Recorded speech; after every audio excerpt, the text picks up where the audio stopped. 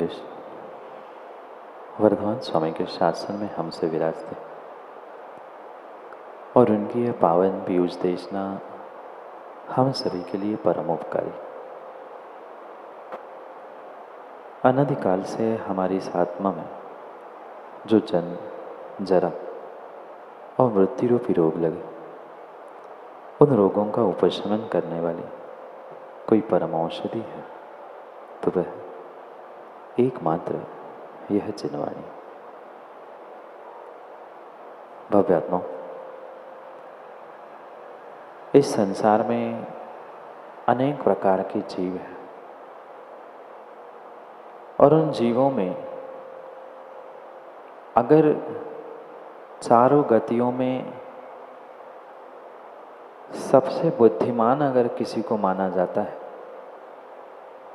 तो जिस गति में आप सभी हैं उस मनुष्य गति के जीवों को ही बुद्धिमान माना जाता है।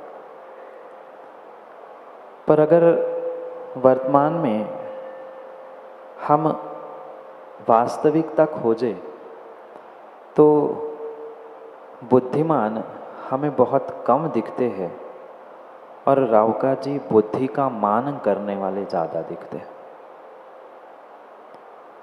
कहने के लिए तो मनुष्य प्राणी, मनुष्य जीव को बहुत बुद्धिमान कहा जाता है, पर आज वास्तव में अगर हम खोज करें तो इस संसार में इन मनुष्यों में बुद्धिमान तो बहुत कम दिखते हैं, पर अपने बुद्धि का, अपने ज्ञान का, अपने आप का मान करने वाले, बुद्धि और मान को प्राप्त करने वाले बहुत।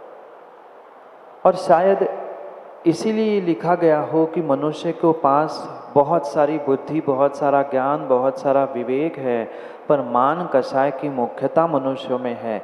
इसीलिए हो सकता है नीतिकारों ने मनुष्यों को बुद्धिमान कहा। हम भी अपने जीवन में खोज करें, क्या हम बुद्धिहीन हैं? क्या हमारे पास बुद्धि की, ज्ञान की, क्षयोक्षम की, विवेक की कमी है? कमी किसी की नहीं है, कमी किसी की नहीं है, पर समस्या ये है कि जो हमारे पास है, जो साधन हमारे पास है, उन साधनों का हमने मात्र मान करने का प्रयास किया, सही उपयोग करने का नहीं।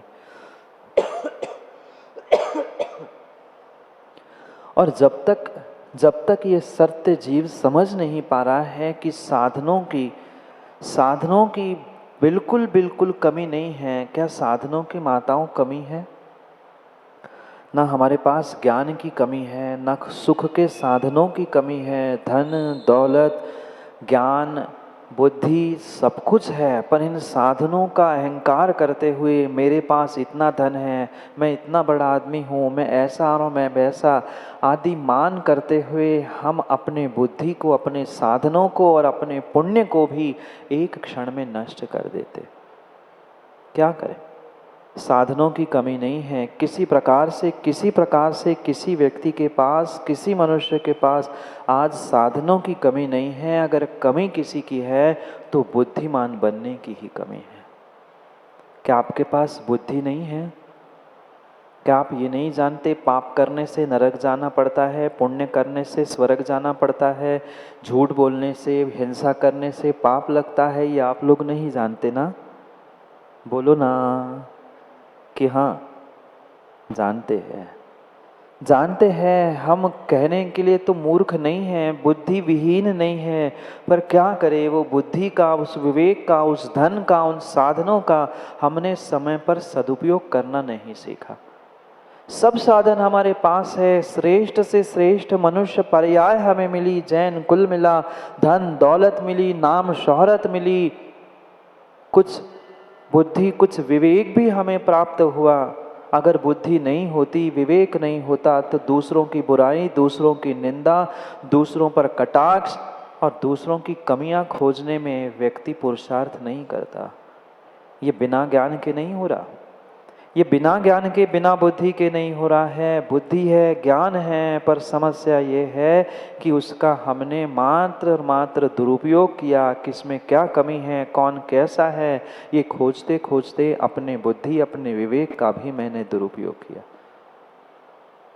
सहज मिले हुए साधन थे, सहजता से मिले हुए हमें साधन थे, पर क्या करें, उन सहजता से मिले हुए साधनों का हमने किंचित भी प्रयोग नहीं किया। क्या शक्ति नहीं है हम में? कई सारे व्यक्तियों ने 10 लक्षण के 10-10 उपवास किए, कईयों ने तो 16 करण के 16 उपवास, कई तो 32 उपवास करने वाले, एकासन करने वाले भी है। ये नहीं कहा जा सकता सर्वथा कि पंचम काल में हम में शक्ति नहीं है। है, शक्ति है, माँ है कि नहीं शक्ति? कुछ विकल्प हो जाए फिर लड़ने के लिए शक्ति है कि नहीं?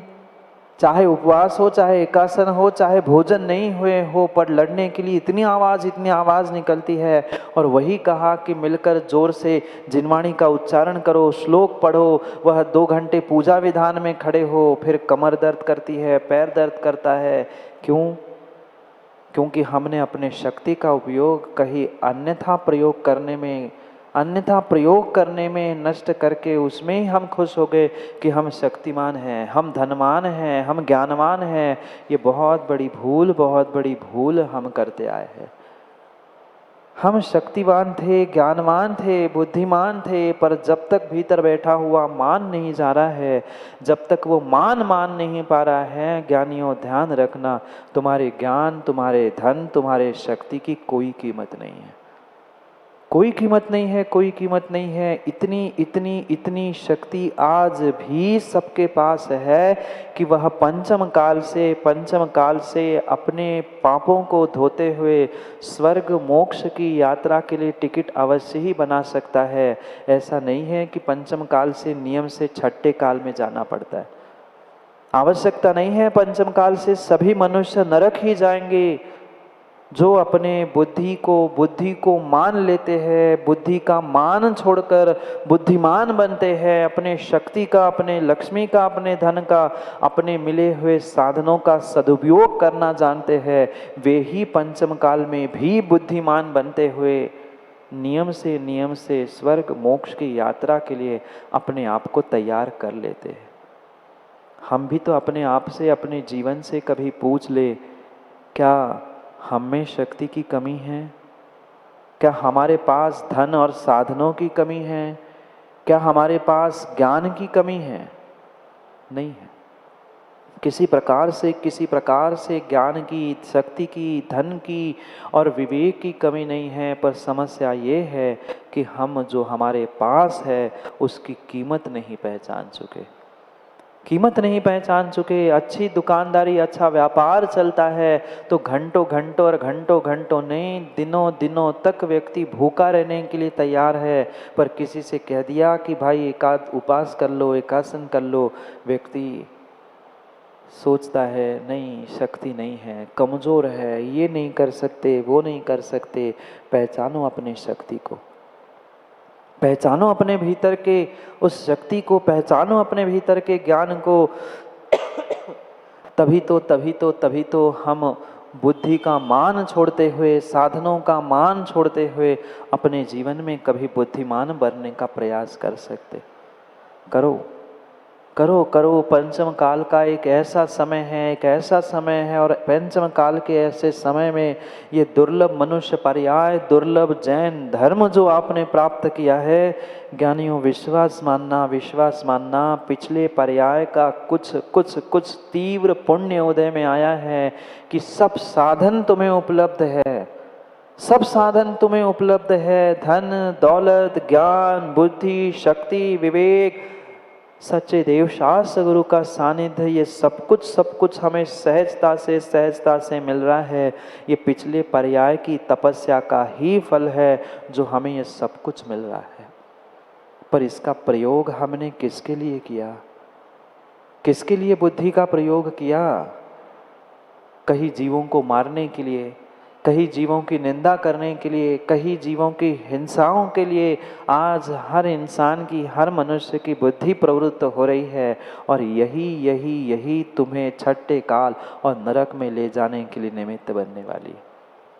हम कभी तो अपने स्वयं के जीवन के बारे में सोचे कि हमें ये जो जीवन मिला है किसके लिए मिला है, ये साधन मिले हैं किसके लिए मिला है, ये जो कुछ भी मिला है ज्ञानियों ध्यान रखना मात्र और मात्र हमें अपने आत्मा का कल्याण करने के लिए और जीवन को सुधारने के लिए ही मिला है। क्या करें हम अपने आपनों को धन दौलत धर्म और ये साधन मिलने के कारण से पुण्यात्मा तो मानते हैं, पुण्यात्मा धर्मात्मा घोषित करने का भी प्रयास करते हैं, पर ध्यान रखना मात्र धन दौलत नाम शोहरत और ये साधन मिलने से कोई पुण्यात्मा नहीं हो सकता। कोई पुण्यात्मा नहीं हो सकता जो वास्तव में विवेक पूर्वक अपने साधनों का सदुपयोग करना, समय का सदुपयोग करना जानता है, वो ही संसार में पुण्यात्मा हो सकता है। अन्यथा तुम कितना ही धर्म और कितना ही पुण्य दिखावे के लिए करते रहना, वो मात्र कुछ क्षण का है, मात्र कुछ क्षण का है। जो समझदार है, जो बुद्धिमान है, जो ज्ञानी है, वह एक एक समय एक एक मिनट अपना जब उसे फ्री समय मिलता है, खाली समय मिलता है, वह कहीं न कहीं सच्चे देव शास्त्र गुरु के समीप पहुंचकर उसके सत्संग से पुण्य प्राप्त करने का प्रयास करता है। हम अपने आप से पूछे हमारे नगर में हमारे घर के पास सच्चे देवशास्त्र गुरु होने पर भी माताओं हमने कितना आनंद सत्संग का लेने का प्रयास किया और कितना राग द्वेष और कसायों में उलझ में तेरा मेरा अपना पराया करते हुए हमने अपने समय अपने पुण्य को नष्ट कर दिया। दूसरों को झांकना, दूसरों को पहचानना, दूसरों को समझाना बहुत आसान होता है, पर अपने स्वभाव को अपने परिणति को समझना इस संसार में बहुत कठिन हुआ करता है, बहुत कठिन हुआ करता है। और वही पुरुषार्थ हमें करना है अपने जीवन को नेक बनाने के लिए। अपने जीवन को नेक बनाने के लिए हमें यही पुरुषार्थ करना है कि जैसे बने जो हमें साधन उपलब्ध है, ये पुण्य भी बहुत बड़ा साधन है, बहुत बड़ा साधन है। श्रावकों ध्यान रखना, जिस श्रावक कुल में आपने जन्म लिया है, जिस जैन धर्म में आपने जन्म लिया है, ये पुण्य भी तुम्हें कल्याण करने के लिए, तुम्हारे जीवन को नेक करने के लिए बहुत बड़ा साधन है। पर हमने पुण्य का कितना सदुपयोग किया, ये जो वचन हमारे मुख से निकल रहे हैं, जो हमें ये पंचेंद्रिय पर्याय प्राप्त हुई है, सच्चे देवशास्त्र गुरु धन ज्ञान बुद्धि, ये जो कुछ भी मिली है मात्र और मात्र पुण्य की बदौलत ही मिली है। पर उस पुण्य को किसमें हमने नष्ट कर लिया। अपने जीवन के एक एक दिन एक एक मिनटों को हम समझे ना कि किस कदर हमने अपने समय को नष्ट किया है पाप और पाप कमाने में। बुद्धि मिली थी, ज्ञान मिला था, धन मिला था, पर उसका उपयोग हमें पुण्य कमाने में, धर्म की रक्षा करने में करना था। पर कितनी आज तक हमने धर्म की रक्षा की और धर्म के नाम पर ही हिंसा झूठ चोरी आदि करते हुए धर्म को, अपने भीतर के धर्म को हमने नष्ट किया। ये ध्यान रखना, जैन धर्म डूबने वाला नहीं है, उसका कुछ नुकसान होने वाला नहीं है, पर मेरे भीतर जो धर्म था, मेरे भीतर जो पुण्य था, उस एक एक पुण्य की कणिका को हम पाप करते करते नष्ट करते आए हैं। और शायद आने वाले समय में भी, बोलो क्या करना है, नष्ट ही करना है ना, नहीं करना है। जो भूल हो चुकी उस भूल को धीरज भाई हमें सुधारने की आवश्यकता है। किसके पास साधनों की कमी है किसी के पास जम्बू जी साधनों की कमी किसी के पास नहीं है। जो लगभग जैन कुल में जन्मा है, बिरला ही कोई वह 1% कोई ऐसा श्रावक कोई व्यक्ति होगा जिसके पास साधनों की कमी है। आज सबके पास सब साधन है, और मैं तो कहता हूँ धन दौलत से भी बढ़कर साधन है कि सच्चे देवशास्त्र गुरु धर्म और तुम्हें विवेक बुद्धि मिली है, शक्ति मिली है, इससे बड़ा साधन क्या हो सकता है। पर सब साधन होने पर भी कितने कितने अपने आप को, अपने जीवन को, अपने समय को उस आत्म कल्याण के लिए, धर्म मार्ग पर लगाने के लिए, आत्म धर्म की सुरक्षा करने के लिए व्यतीत कर रहे हैं, और कितने राग द्वेष कसाय इसकी पुष्टि करते हुए पाप कमा रहे हैं। मैं पुनः कह दूं, दूसरों को मत देखना, दूसरों के जीवन में भी झांक कर मत देखना, हम अपने ही जीवन में झांक कर देखें कि हमारा जीवन आज तक कैसा था, आज तक हमारा जीवन कैसा था, और हमें आने वाले समय में अपने जीवन को कैसे बनाना है।